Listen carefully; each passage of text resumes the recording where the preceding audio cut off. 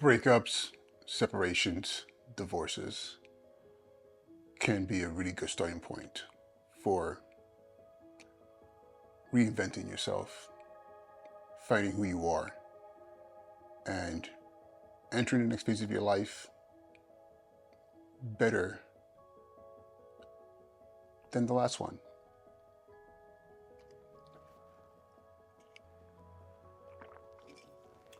Breakups, it doesn't matter whether you're breaking up with a boyfriend or a girlfriend, or one notch up, separating from someone you've been with for a while that you married, or even were informally linked to. And what I mean by informal, not like legally married to, but had a long-standing time together, but decided to maybe not necessarily part ways, but to be apart for a while, for whatever reason that might be.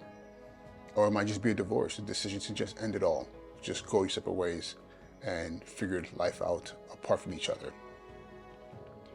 They're tough, don't get me wrong. And I'm sure anyone who's gone through know how difficult they are. However, there is something to be said about really exploring the emotional outcomes of the separation or a divorce or a breakup. And usually the outcomes are painful, they are heartbreak, there are things that we don't really want to deal with. But they're there. But not too often do we actually sit down and ask ourselves, what are the benefits of these spaces? Too often we stay in relationships or in spaces in which we know for a very, very long time they were not happy in, or and actually let me take out the word happy, because happy is a temporary reaction to a stimuli. When you don't have joy, because joy is a constant space of existing, something you can tap into. It's almost like a personality trait, something that you've developed to say that this is my baseline. No matter what's going on, I can tap into this thing. And when you don't have joy, that thing to tap into when things are hard or when things are tough, it makes life very miserable. So often where we are in relationships, there's no joy, and at the lowest level, there is no common point of even happiness. We can say, well, if I do this, I can be happy for a little while. And that emotional toll takes, it rips apart at you. And it impacts every part of your life. Your daily mood, the way you are at work, the way you are with others, the way you are with your children. And even the ones that you claim to love. The love is not as strong when you don't have joy. Joy fuels you. So that emotional toil, that impact that we often go through in our relationships that we don't really think about, when we come out, because we're still worried about the breakup versus, the impact that being in that space has had on us, and even how we present to the world afterwards. It's very important that when you enter a space of being alone and being by yourself and being away from that relationship or that person, those people that you were connected to for whether for a short while or for in most cases for a very long while, that you rediscover who you are. And that is the hardest thing in the world, because it's so easy to be fully immersed in another person, another space, another world, and often spaces and worlds and persons that were so different from who you were before. And the one thing that's interesting is that often you can't go back to who you were before, because you're a different person. We are the total sum of our experiences, the things that we go through, the things that we see, the things that we feel. It all forms us into who we are right now. So after a breakup, after a separation, after a divorce, or even going through the process of it, you have to re-ask yourself, who am I right now? Because if you don't, you find yourself just being that same person that is broken, that is hurt, that is struggling, and that becomes your baseline identity, your baseline emotional existence. And you don't want to do that, because You want to be your best self, even if you gotta fake it until you find who that self is. You want to be your best self. You know, those transitions from relationships, where you're with someone, or even a family, or even, you know, uh, spaces like in a marriage where you built a world. When you leave it, without a doubt, you feel lost.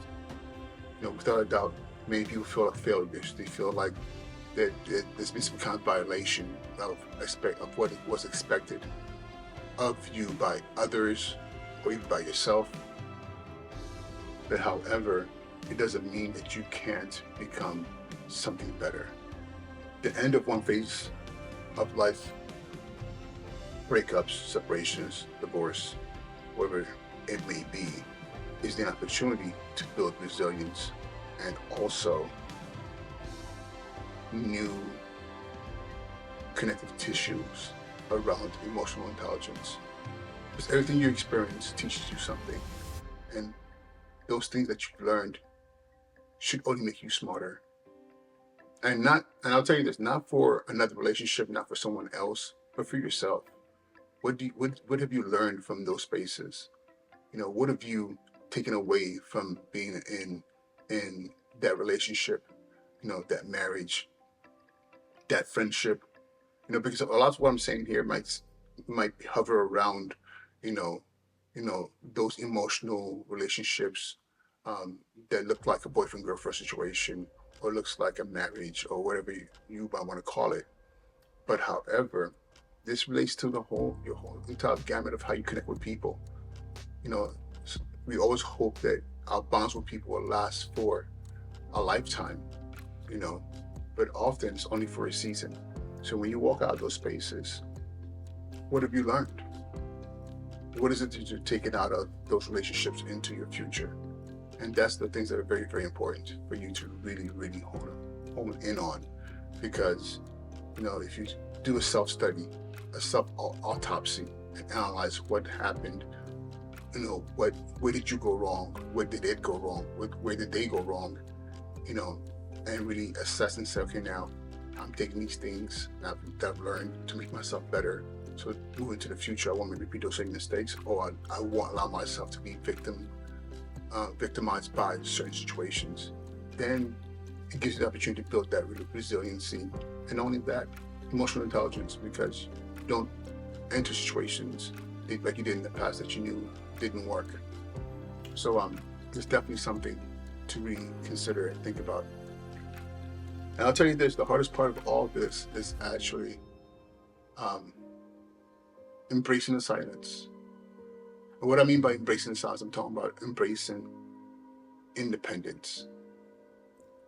We all talk about wanting to be independent, but being independent is hard, because independent often means, at least at the foundational level, being alone. Making decisions and making moves that are solely your decisions to make. And it's very, very hard, especially if you've been in a situation where you relied on the other person, whether fully or partially, to be part of the decision-making process. It's funny how we often, walk into relationships with a very clear understanding of who we are and what we do and what we like and what we don't like.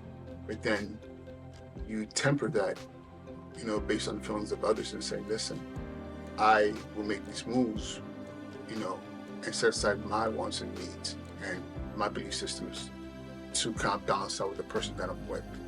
And that's a challenge, because now when you walk away from that, especially the more time you spend with that person, the more you realize, well, I have to now make a decision that is fully mine, and we fail to realize how much atrophy our brains and our emotions, our hearts go through when we're not in full control of our decision-making process.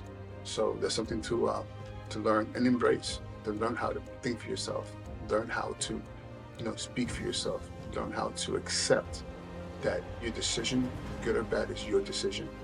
And hopefully they're all good, but they're gonna be decisions are gonna be bad ones, and you're gonna be like, man, I wish I didn't have to do this about myself.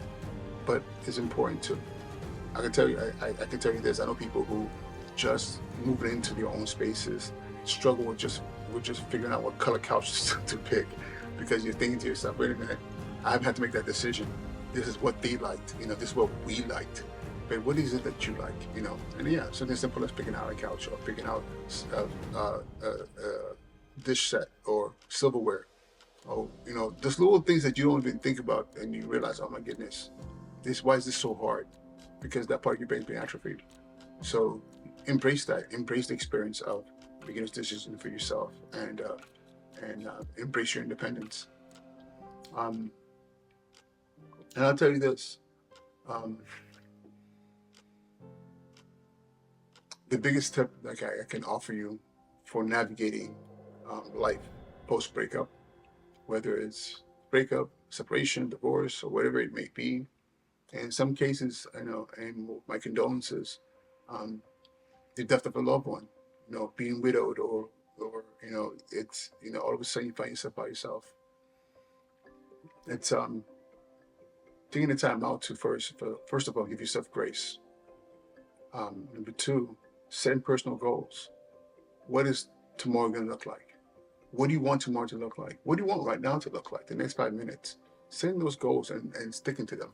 It's very, very important, because often what happens is you find yourself down, like defaulting to what you've known, and as a result, you kind of like become stagnant, because you're just trying to survive the moment versus building towards something.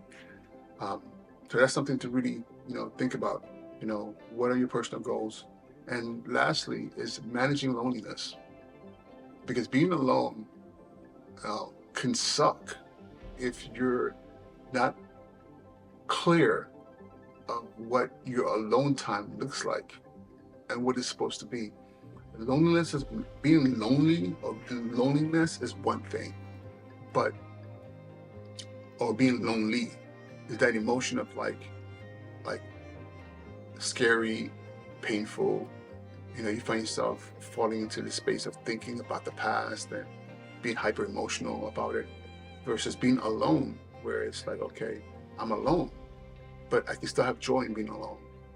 Alone can also mean like, what, let me put my shoes on, go for a walk, and walk to the ocean, to the beach, or take a walk to the city, or let me go to a bookstore, or let me go to Starbucks, sit down and have iced latte and people watch.